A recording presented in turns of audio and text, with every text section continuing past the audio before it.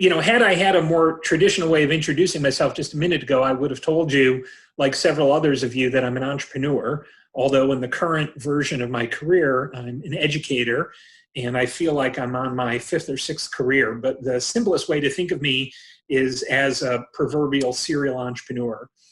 Here's a brief, sort of rundown of my background, and I show it mostly to just explain the diversity of the things that I've done, for better or worse. And there's some interesting arguments going on these days about whether it's better to really specialize and be very deep in a subject area or be a generalist. And through no planning of my own, I became a generalist. So I have a background in engineering, an MBA in finance, sales and business development experience at IBM and Microsoft, but pretty much for the last 20 years, I've been an entrepreneur. And I landed in a groove and a niche in the late 90s, basically taking innovations out of university research labs and commercializing them by forming startup companies around them. So I've done that at Argonne National Laboratory. I was the first entrepreneur in residence at the University of Illinois, et cetera. You can see some of the other things that I've done.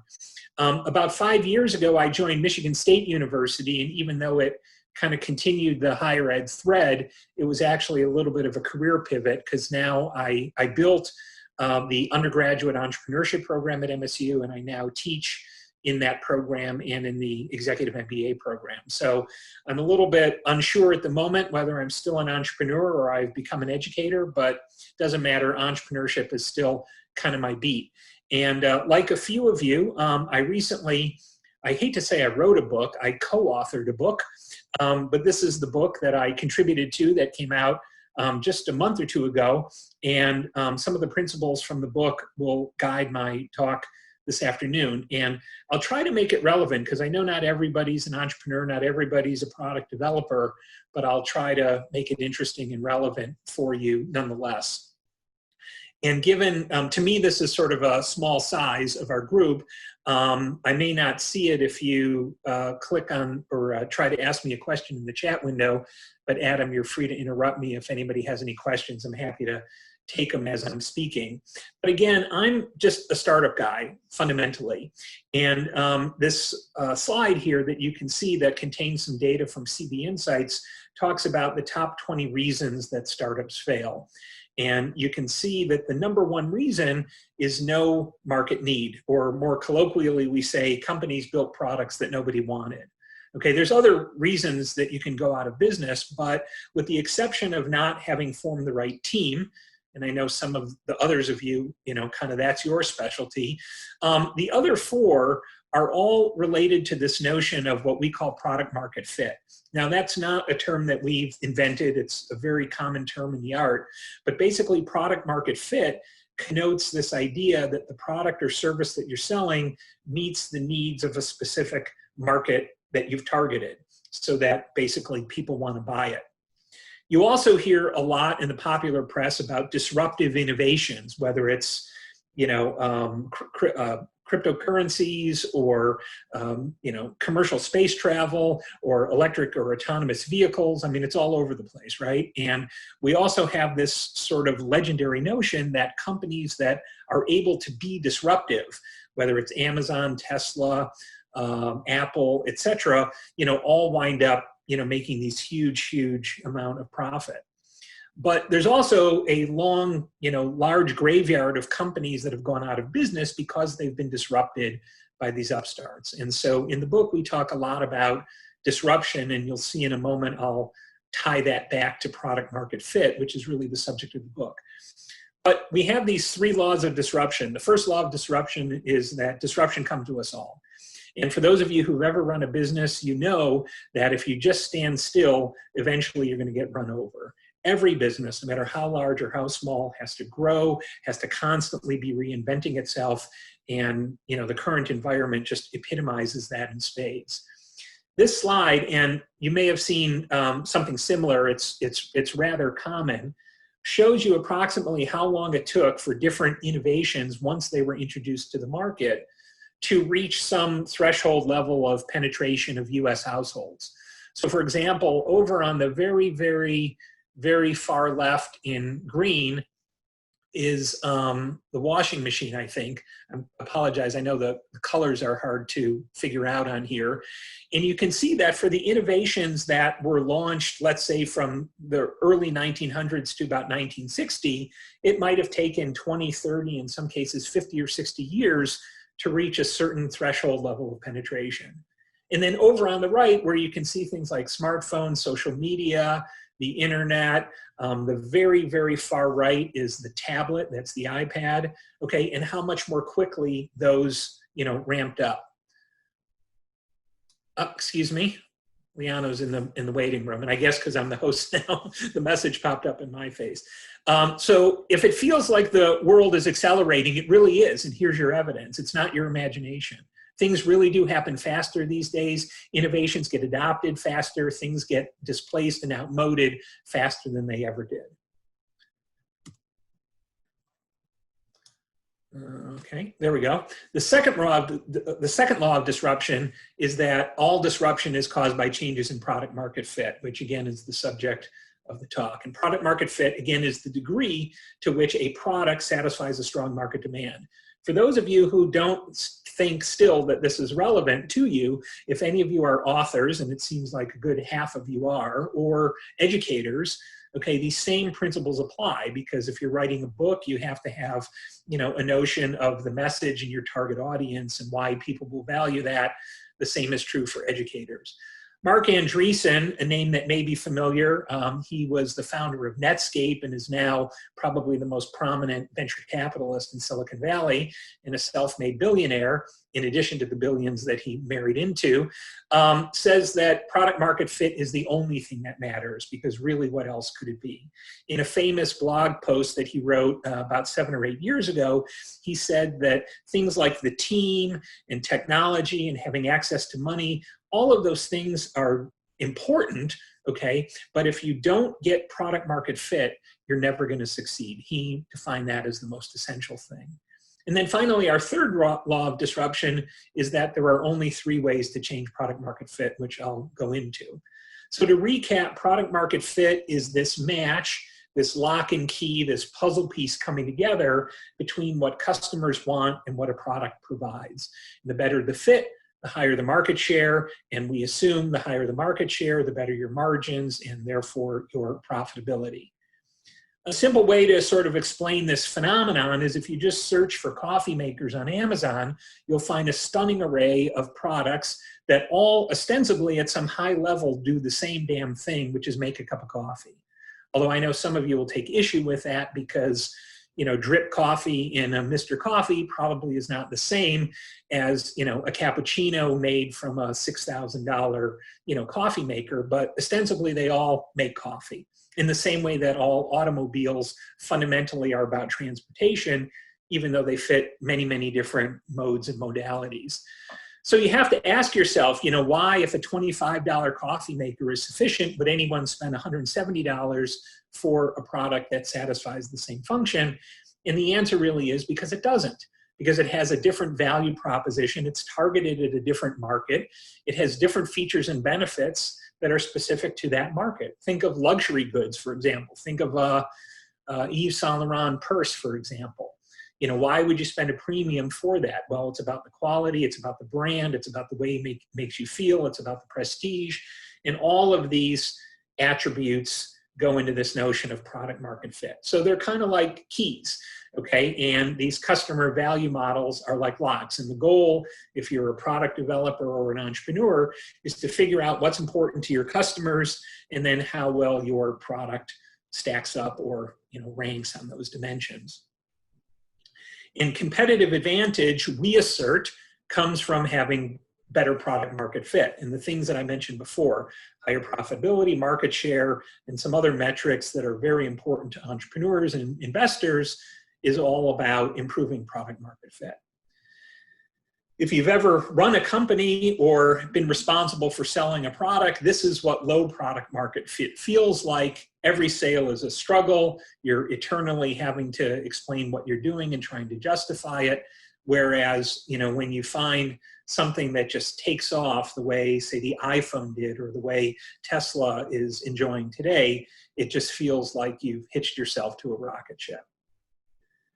So now I'm going to peel back the layers and sort of transition to what I'll call phase two, if you will, of the talk. So there's three components to product market fit then. The first is a product's value dimensions, and I'll explain all these in a moment. The second is the weight of those dimensions, meaning to what degree do your customers or target market value them? And then the third is how well does your product perform on each of those dimensions? And the only way to improve product market fit is to change one or more of these factors, and I'll go through them one at a time. So the first are the value dimensions, and I kind of alluded to this before when I talked about the coffee makers.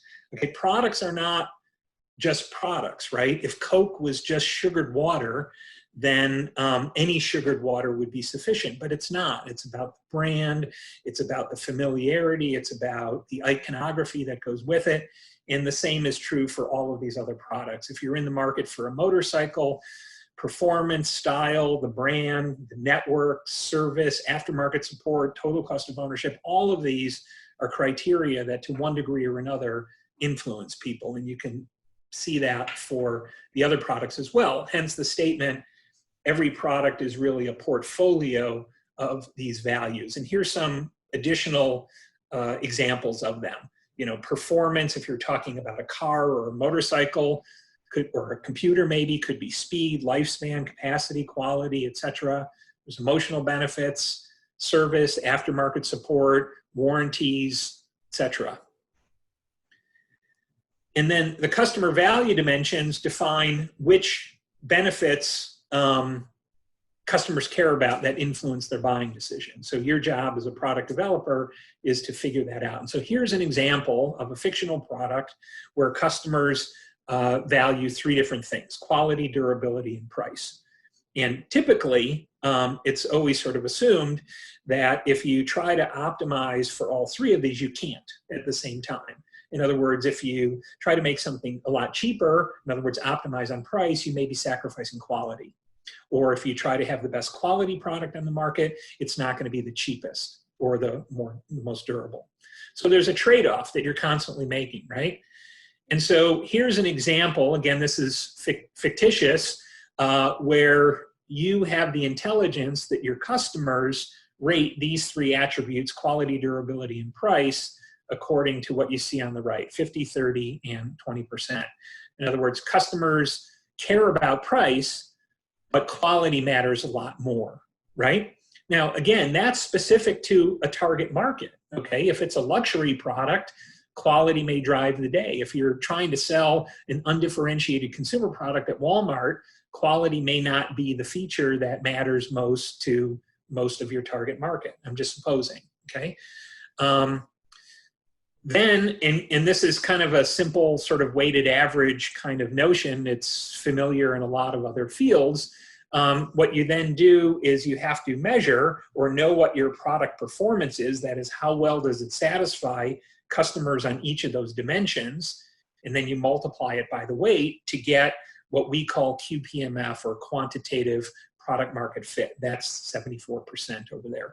Pretty straightforward if you know basic algebra, okay? And then what we call the Innovator secret formula is basically a delta value, which is the difference in quantitative product market fit between a variety of alternatives, or between your product and a competitor's product. So it's not sufficient to say, you know, customers care about quality, so we're going to come out with the best quality product that there is and assume that that's going to win the day, because your product may be priced too high, or it may sacrifice some other features. So again, the model that we've put together kind of wraps everything together in this score called QPMF. And what this tells you is that delta V, or delta value, okay, is the sum of the differences in these weighted average scores, okay? And so it tells you how well your product performs or underperforms other alternatives. And here's just some quick terminology. If any of you would like these slides, I'm happy to send them to you. So that's what we call the Innovator's secret formula, is this notion of delta value. And as you can see at the bottom, it's a quantitative measure of competitive advantage. And if you can maximize that, we assert that it drives all of these other very familiar key business metrics like market share, lifetime value of a customer, customer acquisition cost, and so forth. Now I'm going to take a breath and sort of go to the next chapter. Now I'm going to talk about the ways in which you can improve product market fit. Let's say that you understand that customer value model very well. You may want to know, well, what can I do about it, especially if I'm designing a new product or my product's deficient in some way.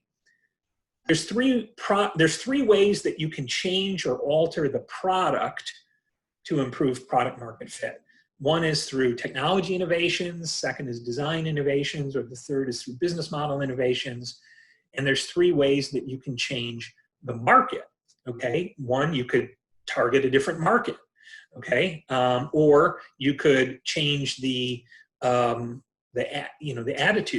of the people in your target market. And I'll give you a really compelling example of that in a couple minutes. So examples of technology innovations and how disruption occurs, forget about candles for a moment, but within all of our lifetimes, we've seen that incandescent bulbs were supplanted by CFLs or compact fluorescent bulbs. And now, if you go to the store, pretty much the only thing you can buy are LEDs. And LEDs, and I challenge anybody on this, are in every dimension superior to, say, CFLs. Okay, you can dispose of them, they're cheaper, they have better light quality, they last longer, they consume less energy, they don't give off heat. I mean, there's just no reason any longer to use CFLs. You may have some very unusual, specific reason why you may want an incandescent bulb for something. And I don't really know the number, but I'm guessing that, the incandescent bulb market has probably gone down by 99+%, in the last 15 years. So anyway, this is a very obvious and familiar example of how technology innovations can change things. And notably, the people or the companies that are successful selling LEDs may not necessarily be the same companies that dominated the market when incandescent bulbs were popular, and they sure as heck weren't the same companies that were selling candles. Okay. Another very familiar example is we've seen in music, and I think probably everybody on this call, certainly I'm old enough to have lived through this. We went from records to tapes to CDs, to MP3s, and now it's streaming, actually. So we're even somewhat beyond MP3s because you don't even have to own your own music any longer. Okay. So, and each step of the way, you get more storage, better quality for less cost, unless you might argue, as some people do, that there's a richness to the sound quality, in vinyl that some people prefer, but magnetic tapes pretty much completely gone. CDs, not so much. MP3s are still around, but that's going away because of other innovations like solid state storage, which made the iPod possible, and most significantly, high bandwidth internet, which made it possible to stream stuff without having to own it, okay? So that should be pretty straightforward. Technology innovations make a new business model possible.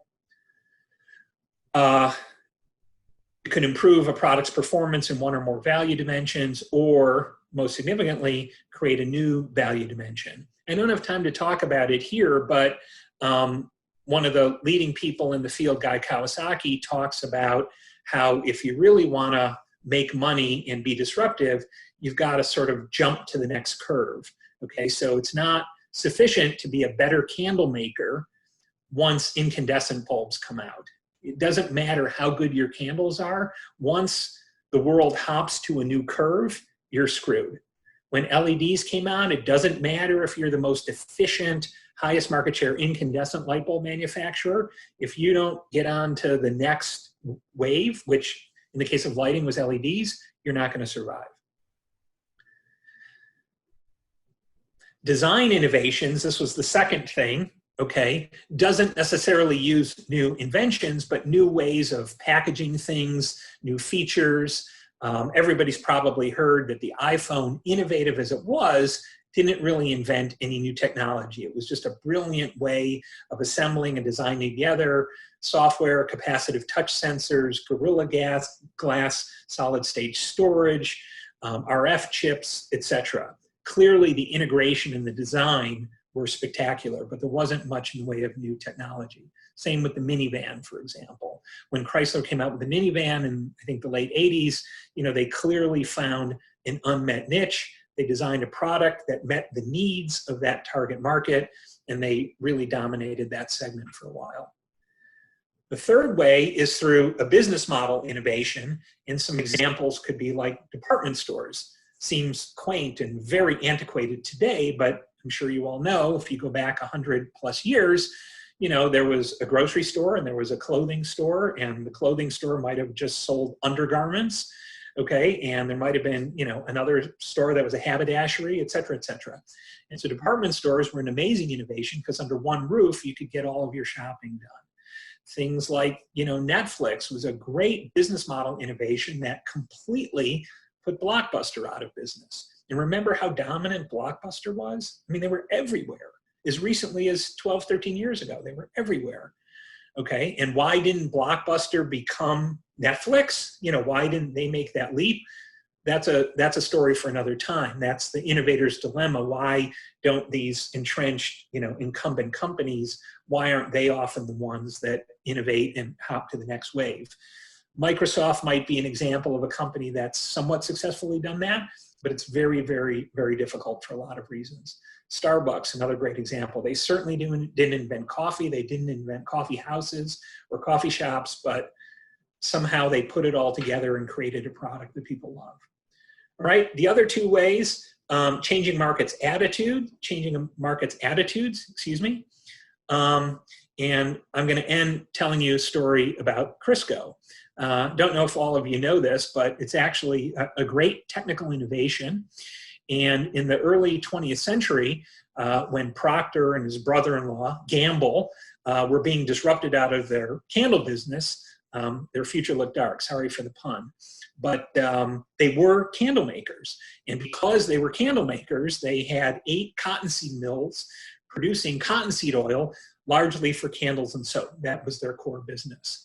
Okay, but once electric lighting started emerging and their candle business started declining rapidly, they had all of this excess capacity in the form of this vertically integrated cottonseed oil capability, and they had to figure out how they could sell it. I don't know, I wasn't there when it happened, but I would imagine there was a meeting where they said, damn, we got all this cottonseed oil, what the hell can we do with it? Okay, and what they discovered was that by adding hydrogen, basically hydrogenating liquid cottonseed oil, you could turn it into a solid that resembled cooking lard or animal fat. Okay, and so the name Crisco that they came up with is actually an initialism standing for crystallized cottonseed oil. That's where Crisco came from. And I'm sure many of you are familiar with the product. Okay, but at the time, okay, lard was well known, commonly available everywhere. It was a relatively undifferentiated, unbranded product, and people liked it. Okay, Crisco was unknown and it was synthetic. And worse, most people think lard tastes better than Crisco. So if you're Procter and Gamble sitting there in 1905 and you say, hey, we've got this new product that we're trying to force down everybody's throats, but it's inferior to what's already available, you know, what do you do? And the answer is create another value dimension that your competition can't compete on. And since Crisco couldn't compete on brand or taste, they added a third dimension. Anybody know what it is? Health. Okay, so they made the claim that Crisco was healthier for you and that animal fat, i.e. lard, was somehow unhealthy. Okay, and so by altering the customer value model, okay, and increasing the importance of health over taste, okay, even though Crisco was deficient, even though Crisco was deficient in some of the other dimensions, by creating this new dimension, since it was so dominant, you know, when we did that weighted average analysis, it, you know, nonetheless exceeded lard. And so they increased the importance of health over taste and conducted a vigorous marketing campaign to tell people that, you know, Crisco was healthier. Now, the funny story is it's not, okay? And although we presume that they thought it was at the time. But then, when was it? Probably in the 1980s or so, when hydrogenated oils and trans fats, it became apparent that that was really the evil thing. Crisco today, as far as I know, is no longer hydrogenated. So I'm not an expert on Crisco, and I don't know where it stands today on the health dimension. But it's funny that Crisco went from being the healthy alternative to lard to being perceived as much less healthy for you than lard. Anyway, it's just a fascinating story of how they kind of created this product out of nowhere, and it was really, really very dominant for a very long time and is still available today, well over 100 years later. This is the book we wrote. It's available on Amazon, blah, blah, blah, but a lot of what I've talked about here and summarized is available in the book. And then finally, here's my contact information, although I know all of you can reach me through the Mentor Project, and I hope I get to know all of you through subsequent meetings like this. But if any of you want to get a hold of me, here's how you can do that. If you want a copy of the slides, just drop me an email, and I'd be happy to pass them along. So with that, I'm done.